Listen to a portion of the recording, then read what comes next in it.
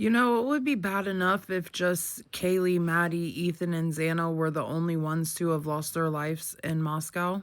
But it seems like there was a lot more deaths prior to them dying. We got Hudson Lindau, an Olympic level swimmer who drowned in 6 inches of water, a puddle, basically. You have Hannah Clear, who was allegedly bullied by the Idaho for people that passed away, which isn't confirmed, who died by taking sleeping medication too much. Caden Young passed away. Ethan, Kaylee, Maddie, and Xana passed away. There was a kid named Ethan Knight who unalived his father, and I believe he got off on those charges.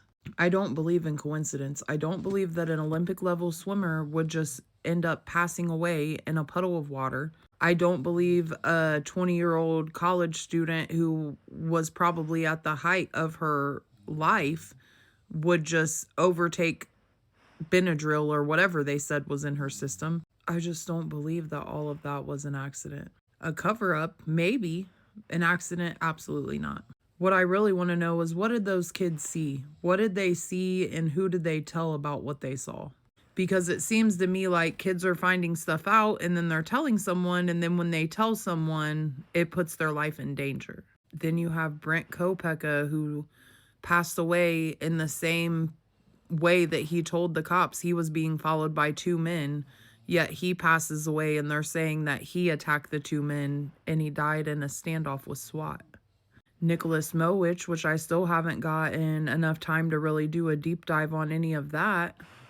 And why the fuck on the busiest game day of the year were all of the cops in plain clothes? I used to be a party animal, and I'll tell you one thing, there's never one time I went to my local bar and our fucking police chief was standing there in a hat talking to the college kids. If the police were standing in the band field around 3 a.m. and we heard the shots and all the stuff around 2 to 2:45 a.m. roughly, well, really like 1:50 a.m. until about 2:45 a.m., there's no way that whoever was standing in the band field didn't hear what I heard. If the ring cameras clear down the fucking block were picking it up and the officer said that was a fishbowl, trust and fucking believe that they heard it. There's a video where the police the next morning are trying to figure out what they need to do, and one of the officers said, yeah, these people were awake at 4 a.m., but they said they didn't see anything. But it doesn't feel like they were looking to see if they saw anything to help. It looks like if they saw anything, they were going to be the next ones to fucking get it. I can't put my finger on it yet, but I can feel it. I can feel we're so close to finding out the sickness of this corruption. I got a feeling all these kids that are coming up missing and passing away probably seen some shit they shouldn't have. And I'm guessing they told someone that they thought was a friend or thought that they could confide in, and they couldn't.